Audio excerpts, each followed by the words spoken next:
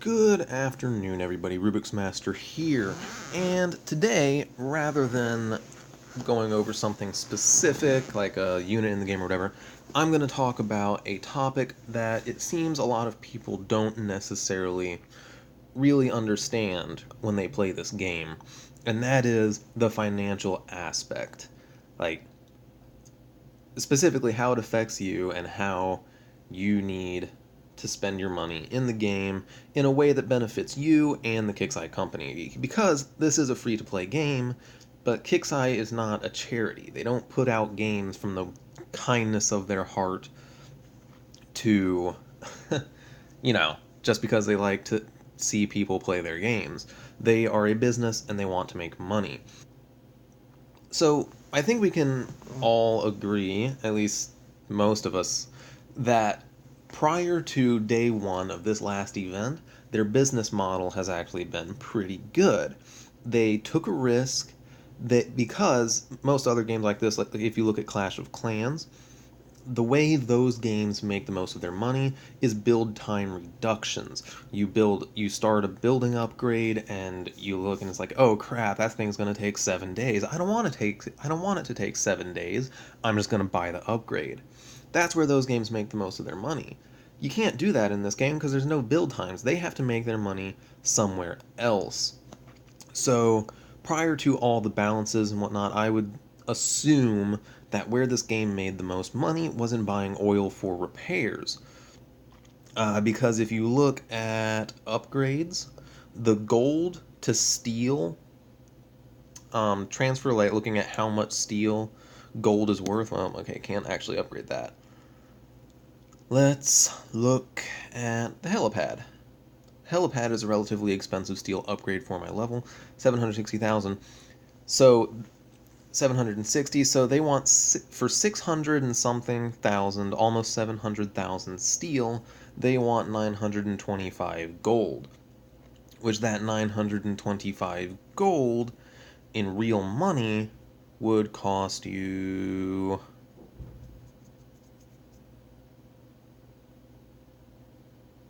$10. That's just what you would have to spend to be able to do that upgrade is $10. You would have a little gold left over.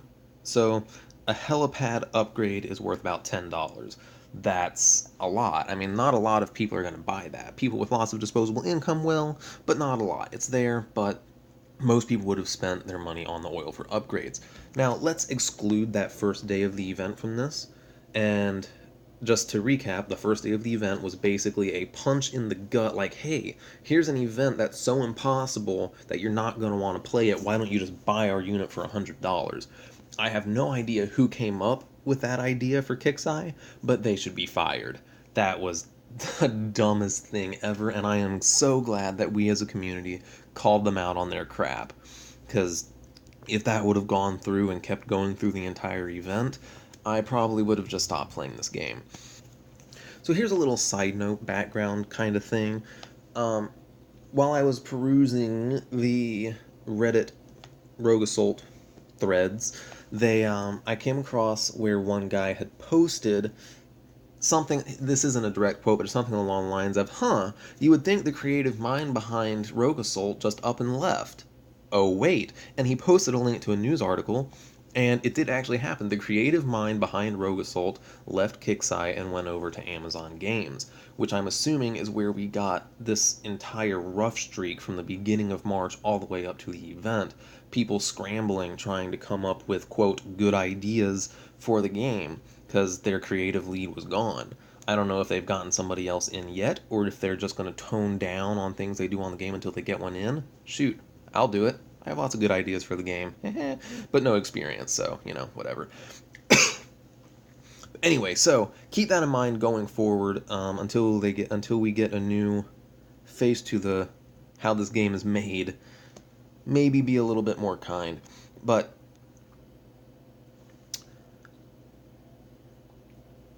okay, so we're going to go on to how this game actually wants you to spend your money and what I think is a reasonable way to spend your money. So there are, of course, the upgrades. The upgrades to the buildings, I would say, is not a smart way to spend your money unless you just have tons of money to blow on the game, then go for it.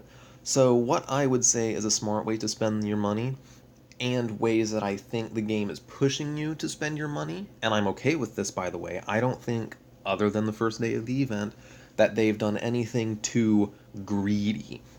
But if you look at upgrades, so to promote this guy, 650 gold, not smart. Basically, any time you're spending gold instead of metal, you're making a mistake. That exchange rate isn't a good one. Now, if you look at...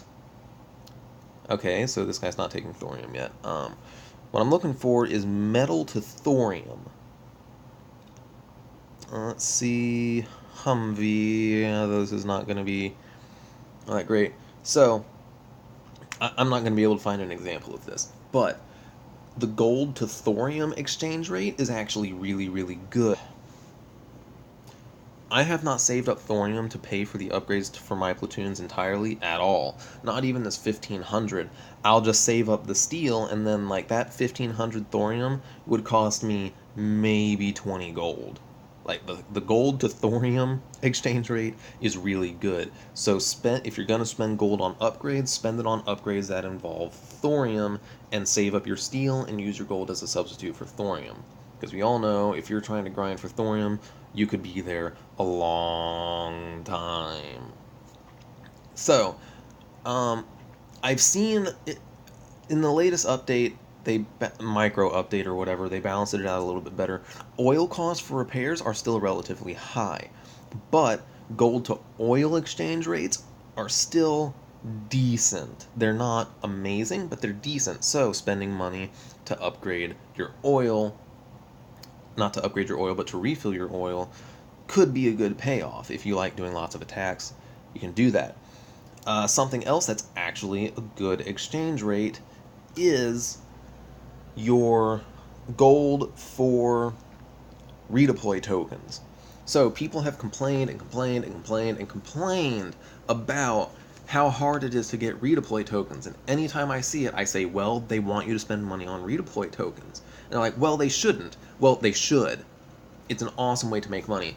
So events are where these guys are trying to make their big bucks. It's their big payout for the month. They may make a decent amount of money off of their game throughout the month, but that event, that 3-day time period, I bet they make just as much in those 3 days, if not more, than they do in the entire rest of the month. And that's okay. That's totally fine.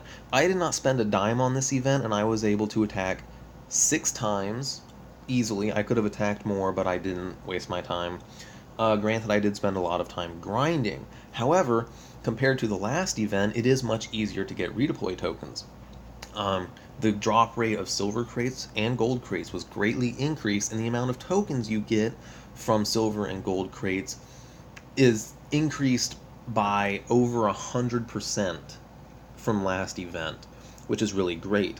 However, they do make it where if you want to attack more and attack lots, you're going to have to spend a little money. But the exchange rate is actually pretty good, especially when you look at it at the entire thing. So, to make an El Kukui base appear, you have to destroy 25 outposts. If you're like me and you were destroying those 25 outposts by yourself, you could very nearly get 900 tokens or more. Most times I was well over 1,000 tokens just making the base appear. So, when you look at it as each base takes 2 attacks, so you spend 900 redeploy tokens on each one, and let's just say you go into a fight with 1,200, you go into each El Kukui base with 1,200 tokens, and you want to do 2 attacks each time you make an El Kukui base appear. Your first win is going to be free. You spend your 900 tokens, you do your 2 attacks, and you get the win. The next time, you only have 300 tokens in your bank, so you're going to need to make up those 600 tokens. That translates into 600 gold. So if you look down here, you pay $10 for 1,200 gold. That allows you, for $10, that's 2 attacks. You're paying $10 for 2 attacks, and that's actually decent. I would not mind spending $10 each month on an event to play the game.